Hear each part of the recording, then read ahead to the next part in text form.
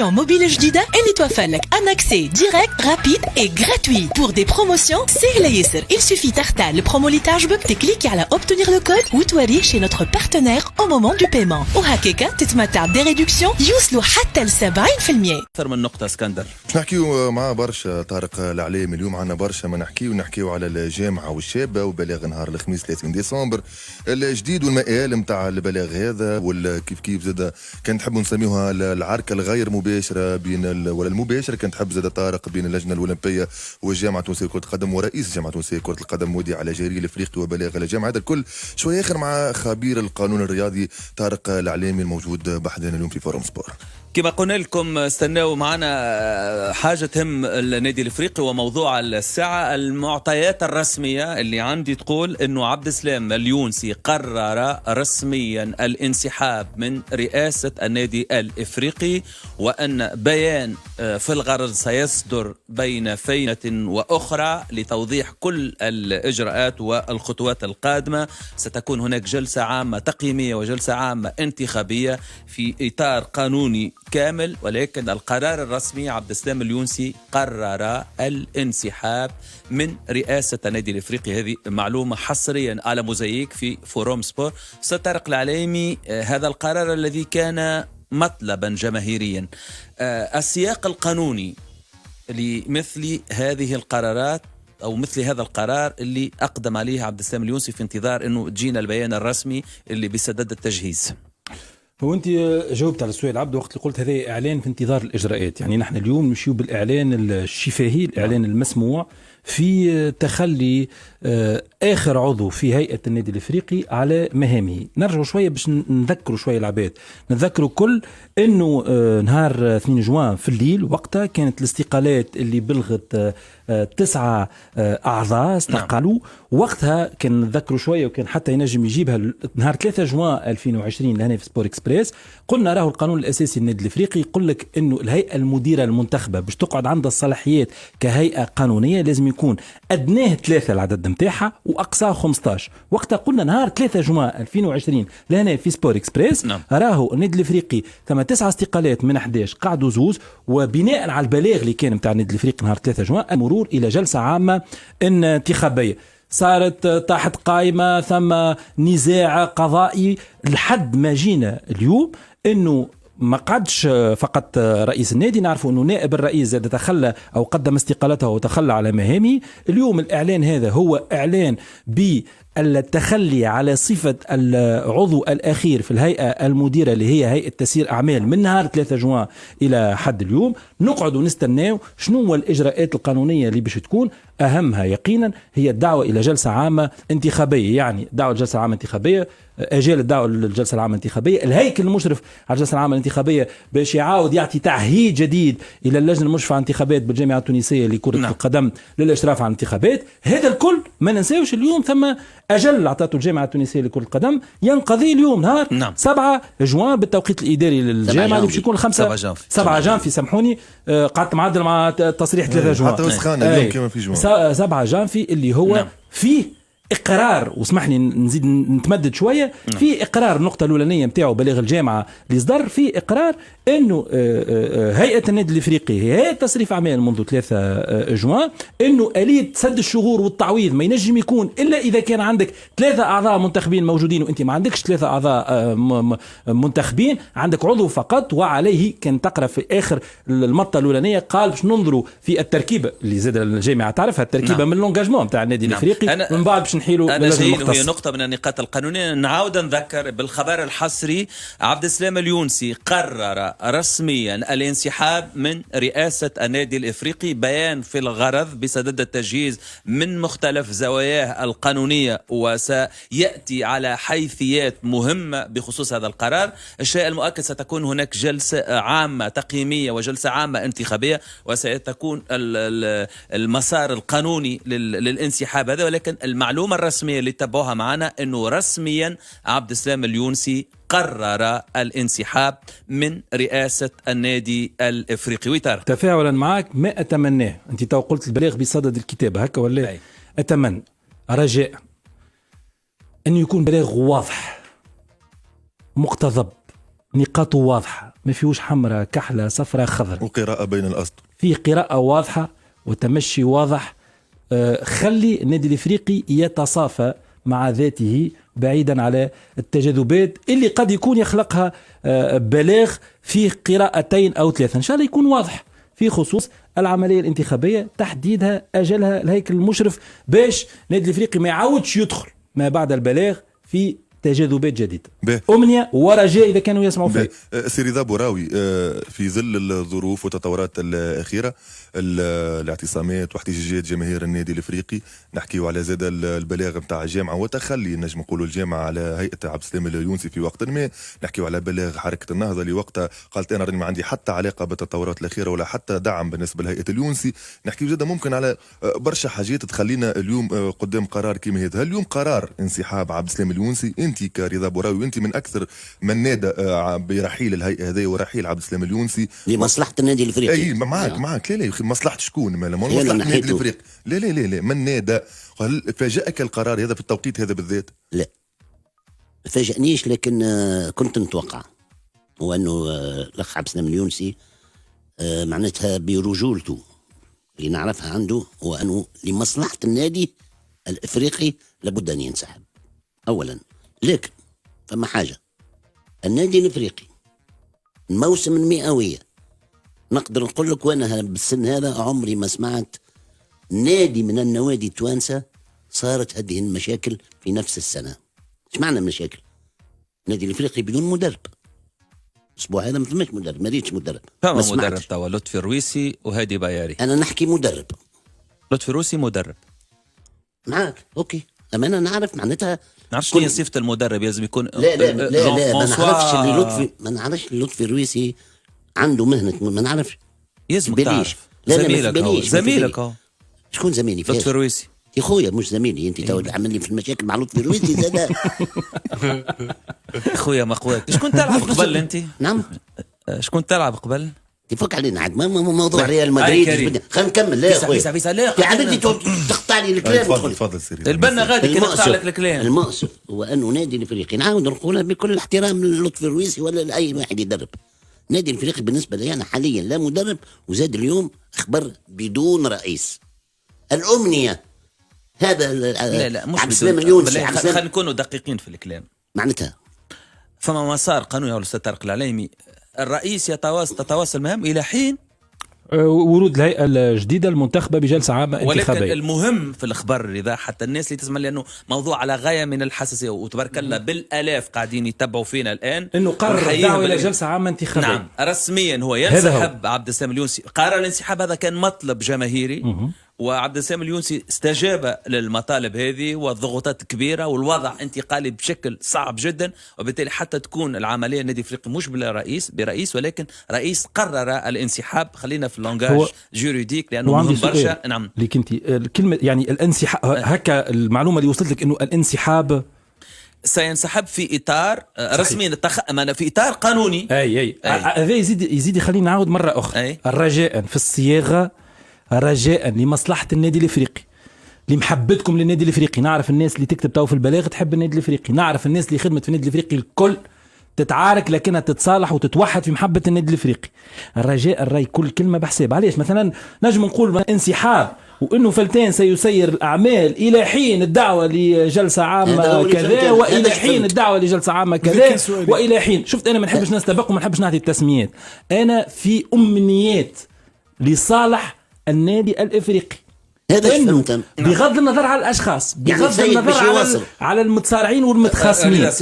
ارجو ان تكون صيغه، لانه في جوانب قانونيه سيري ذا نجيوها بالتدقيق. المعلومه الرسميه هذه مؤكده انا، لانه كان مفروض انه باش يكون موجوده معنا في حوار وناخذ كل التفاصيل الكل، ولكن البيان فما مسائل قانونيه كان يحكي عليها طارق العليمي، فيها تدقيق، فما امور ماليه، فما امور قانونيه، يعني هذه مسائل قانونيه. ولكن الخبر العنوان الكبير اليونسي ينسحب. هل هي بداية الانفراج الأزمة؟ بطبيعة الحال هذا المطلب الأول للجماهير، وحسب كنت ننتظرها ردة الفعل هذه من الهيئة الحالية ومن السيد اليونسي. أنا فيسا سؤال للأستاذ، هل الانسحاب هذا اسكو معناتها بوسيبل، معناتها تنصيب هيئة تسييرية مؤقتة لحد تجي الانتخابات؟ نتمنى انتظار اليوم الأصلح للنادي الإفريقي على المستوى القانوني ومالي وإداري ورياضي وجماهيري المرور إلى جلسة عامة انتخابية مباشرة. تجي هيئة منتخبة شرعية عندها شرعية الصندوق وعندها شرعية الجماهير، وسامحوني في الكلمة عندها الواجب في العمل، مش نظرية أنا جاي باش نقعد جمعة ولا 2 ولا 3 خاطر وقتها ما عادش نجم نحاسبك وما عادش نقول لك صحيح ولا غلط. دخلنا في نظرية حمل الجميع ريش بالمعنى العامي البسيط باش الناس تفهمنا. كي تبدا أنت منتخب عندك مسؤوليات انتخابية، عندك وعود انتخابية، عندك التزامات بموجب النص بموجب النظام الأساسي للنادي الإفريقي أنك أنت تكفل كل المصاريف القارة للنادي الإفريقي، وقتها يولي عندك حقية المحاسبة من طرف المنخرطين متاع النادي طبعا قانونا وجماهيريا من طرف جماهير النادي. هذاك علاش انا اللي حبيت نقوله ونعاودوا عبد السلام، اليوم المسار بالنسبه القانوني لهيئه النادي الافريقي انتهى نهار 3 جوان 2020 ببيان الهيئة المديرة اللي دعت إلى جلسة عامة انتخابية سابقة لأوانها بناء على استقالة 9 أعضاء، ولينا في أقل من 3. النظام الأساسي النادي الإفريقي يقول لك ما عادش عندك الأحقية القانونية، أصبحت هيئة تسيير أعمال. صار من 3 جوان إلى حد اليوم 7 جانفي كثير من خوذ وهات وتقاضي يمنة ويسرة، خاصة بعد الدعوة لجلسة عامة انتخابية وجات قائمة أو تحت. اليوم كي تقول لي أنت انسحاب، أنا نحب ترجمة قانونية لعملية الانسحاب، بمعنى أنا شخصيا كطارق العليمي ما نحبش انسحاب وتوليد فلتان للإشراف، خاطر توليد فلتان للإشراف بعده باش يخرجنا بلاغ آخر ينجموا يعمل امور حينيه من تعيينات مدرب واطار فني. شنو البيان الايديال يا طارق؟ شنو البيان الايديال اللي يخلينا نفهموا بوضوح مستقبل النادي الافريقي بعد الانسحاب؟ في رايي البيان اللي يتناسب مع وضعيه النادي الافريقي واللي يكون قانوني في رايي الشخصي انه هو تحديد موعد الجلسه العامه الانتخابيه للنادي الافريقي. تحب تقول لي راهو انا لازمني نعمل جلسه عامه تقييميه، نقول لك راهو في الجلسه اللي فاتت ما عملتش انت جلسه عامه تقييميه. نعم هكا ولا الناس كل التزمت انها تمشي مهما كانت التقارير الماليه. تحب انت تعمل لي ضغط على الاجال، يعني من اليوم تعمل جلسه عامه تقييميه في اقرب الاجال ممكن يسمح بها اجال النظام الاساسي، ومن اليوم تحدد لي الجلسه العامه الانتخابيه نمشي معاك. ما نجوش نعملوا جلسه عامه تقييميه وانتخابيه؟ تقييميه عاديه هذيك وحدها وتعمل انتخابيه وصار في النادي الافريقي تقييميه الصباح وانتخابيه العشيه مع تحديد الهيكل المشرف على الانتخابات، خاطر اليوم واضح انه باش يكون توجه ثاني نحو اللجنه المشرفه على الانتخابات بالجامعه التونسيه لكره القدم، خاطر النادي الافريقي ما عندوش لجنه تشرف على الانتخابات، واذا كان باش يعملها لازم جلسه خارقه للعاده باش ينتخب اعضائها ومن بعد يمشي الى جلسه عامه انتخابيه.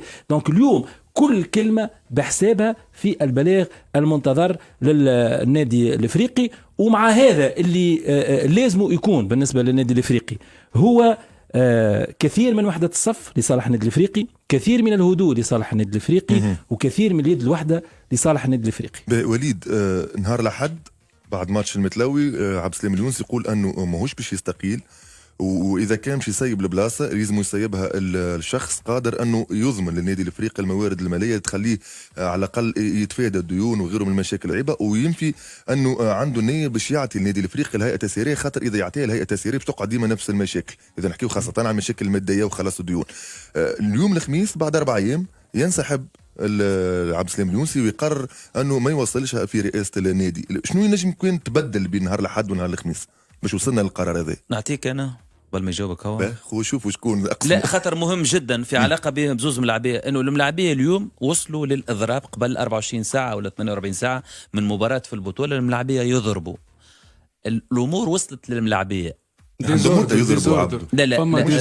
في الازمه هذه اليوم التوب ما عادش فيها اذا كان يضربوا لك الملاعبيه وفيها معنا في ازمه كما هكا ولا علاش اضرب انا باش فلوس اضربوا ماهمش لا في بالي معناتها فهمت من كلامك الاضراب على معناتها على الوضعيه على ماهوش قابلين معناتها حتى الهيئه هذه باش الوضعيه الماليه انا جست معناها باش نقول فكره صغيره. هو من المؤكد وكونه تو فما ديزوردر يعني على جميع المستويات في اللاعبين، على المستوى الاداري، على المستوى الديزوردر فوضى فوضى على حاجه اخرى. لا فما حاله نسمع ديزوردر قلت اوامر منين تجي في لا مش اوامر معناتها فوضى. فما فوضى اللي هي شملت الاداره وشملت اللاعبين وكذا.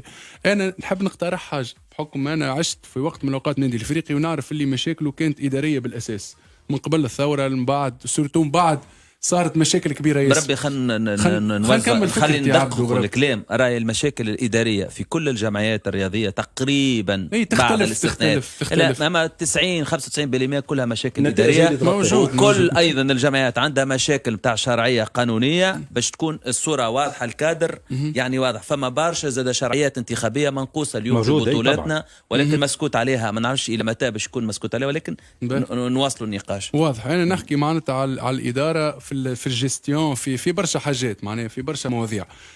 تحدثنا قبيله على الجلسه العامه الانتخابيه. انا حسب رايي اليوم فما معناتها ملايين تحب النادي الافريقي مستويات مختلفة من المواطن البسيط حتى الناس كوادر وتخدم وكذا عندهم الإمكانيات يعني المادية عندهم حتى في عقولاتهم ناس تعرف إيش تعمل وكذا. أنا حبيت جماهير النادي الافريقي تشارك بطريقة فعلية المرة هذه في الانتخابات الجاية. ما نعرفش أنا يلقاو حل اليوم باش يبداو جماهير كونسيرني باش من بعد المرحلة الجاية. خاطر اليوم جماهير النادي الافريقي اللي طالبت باستقالة اليونسي واللي طالبت باستقالة اللي قبله بالهيئات وكذا يلزم كي باش ياخذوا بزمام الامور باش تحملوا مسؤولياتهم حتى الجماهير اونفير معناتها سيت ايكيب اللي هي مجروحه اللي هي تعاني توا عندها سنين يلزمهم يقفوا. سي لو مومون او جامي اليوم باش كل انسان يتحط قدام مسؤوليته يعطي فكره يعطي سورتو كلمته في عبد ثقه اللي هو باش يمشي معناتها الى الامام بالنادي الافريقي باش يحاول يحسن من موقعه. هذا هو معني حسب رايي الانتخابات يلزم تشمل الناس الكل والناس الكل بيان سور في اطار قانوني وفي اطار معناتها بكل احترام تقع انتخاب هيئه جديده وناس اللي باش تحسن الوضعيه اللي فيها النادي الافريقي. هو شوف للاسف الشديد انه كان ثم برشا مسارات تعطلت في النادي الافريقي. يعني النتائج كرويه ما مشيتش الانجازات الاداريه ما مشيتش باستثناء البارك اللي قاعد يتحسن شويه وشويه وقفت الاشغال فيه عمليه تاهيل اللاعبين منع الانتداب. يعني جات كلها مع بعضها نقول للاسف للنادي الافريقي لانه لازم تفرق بين جمعيه النادي الافريقي بين فرع اكابر كره قدم النادي الافريقي بين مسؤولي النادي الافريقي. اللي نحكيو عليه هو الصالح العام لجمعيه النادي الافريقي. مالوريزمون كل شيء جاي مع بعضه باش ما تكونش ثم حاجه نجم تخلي التواصل في مسار النادي الافريقي واللي خلات الناس تطالب بهذه العمليه الانتخابيه الحاليه. الحل كما قلت لك ثم حل قانوني واضح اللي هو باش يجسدوا البلاغ ونعاود نقول ان شاء الله البلاغ يكون على مستوى الالتزام. اللي عندك طارق حسيت تقول تحس فما تموين في العمليه فما حاجه خاطر من قبيله قاعد تعاود تقريبا في نفس الكلام على الصياغه وكانه فما شكون ينجم زاد يستغل الغدوه في الايامات ثغرات اخرى ويكون مكان القرار هذا مجرد ترضيه لبعض النفوس من بعد يا ربي يعمل الف دليل في مواضيع اخرى. هكا معناها حسينا من كلامك وكاو نحب نفهم انا علاش الشكوك هذه اللي خلاتك تقريبا تعاود في نفس الكلام على مستوى صياغه البيان والانسحاب الرسمي لهيئه عبد السلام اليونسي. انا نحب انه الاخوه اللي اصبحوا اخوه اعداء يتصالحوا. نحب النادي الافريقي اللي هو متعارك مع بعضه لانه في اخر المطاف هو كلهم ابناء النادي الافريقي. هكا ولا وليد هم كلهم رجالات النادي الافريقي هم كلهم جاوا بغايه اولى انه يخدموا النادي الافريقي. اليوم لازم البلاغ هذايا يجمع ما يخلقش اعداء في مرتبه الاخوه السابقين اعداء حاليين مجددا. نفسر لك اليوم كما قلت لك يحسب انه وقت للهيئه في 2 جوان ثم 9 استقالات يحسب لهيئه عبد السلام اليونسي انه نهار 3 جوان خرج البلاغ وقال راني ادعو الى جلسه عامه انتخابيه. هذا يحسب. من بعد من 3 جوان الى 7 جانفي المسار الانتخابي عرف كثير من النزاعات القضائيه اللي ما زالت منشوره الى حد اليوم من اجل العوده او الاستكمال او الدعوه الى جلسه عامه انتخابيه جديده. انت وفق التسميات وين تحب تحط روحك. اليوم بلاغ الجامعه اللي خرج نهار 4 جانفي شنو قال بلاغ الجامعه؟ قال راني انا اطلب من النادي الافريقي النقطه الاولانيه انه يجيب لي القائمه نتاع الهيئه نتاعو. انا الهيئه المنتخبه اللي هي شنو صار لها انحلت نهار 2 جوان بموجب الاستقالات واللي هي اصبحت هيئه تسيير اعمال واللي لهنا زاد لازمنا نقولوا الجامعه هي تعرف العمليه هذه لانه هي تعهدت بالمسار الانتخابي وقت تعرف ثم 9 استقالات. وهي قبلت لونجاجمون اكتويل نتاع النادي الافريقي وقت اللي عرفت انه راهو ثم استقالات وثم آلية التعويض. نعم. أيضا سؤالنا توا في اللايف على سبور باي موزايك فيم هل يعني أو هل ينهي انسحاب انسحاب عبد السلام اليونسي، أزمة النادي الإفريقي. نستناو المشاركة متاعكم في السونداج على اللايف توا في اللايف يلا، وبعد في نهاية البرنامج تو نعطيكم نتيجة الاستفتاء. ونذكر بالخبر الرئيسي اللي عندنا اليوم في فورم سبور: انسحاب عبد السلام اليونسي رسميا من رئاسة النادي الإفريقي في انتظار بيان توضيحي تدقيقي للمسار كيف سيكون. الأستاذ طارق العليمي يؤكد أن الحاجة الملحة تكون باتجاه جلسة عامة انتخابية، عدم المرور أو تكوين لجنة تسييرية. ننتظر هذا البيان بين فينة وأخرى، ولكن الخبر الرئيسي كما قلنا لكم هو انسحاب عبد السلام اليونسي من رئاسة النادي الإفريقي. والخبر هذا خلينا نقلبوا نقولوا الكوندكتور كامل، نبدلوا كل شيء في البرنامج، نمشيو ديريكتومون للتليفونات اللي جاتنا. وفي الموضوع هذا بالذات نحكيو على توا بالحق مرحلة ما بعد اليونسي كيفاش يلزمها تكون، لأنه هذا الحل الأخير والمناسب اللي يخلي ممكن الوضعية تتبدل في النادي الإفريقي. أول تليفون يجينا من عند ربيع من نوبة. ربيع مرحبا. اهلا بك عبدو اسكندر، الاولاد الكل اللي معك. مرحبا يا اخويا. كنت تسمع في الاخبار نعرفش اول تعليق من التليفونات من الجماهير يجينا من عندك انت. والله العظيم لحمي قشعر، صدقني فرحه هستيريه، فرحت يزين اخوي. الاستقاله هذه حقها صارت من بعد فضيحه مازنبي، من بعد فضيحه مازنبي الهيئه هذه تقول خويا انا معاش النجم، هذه جمعيتكم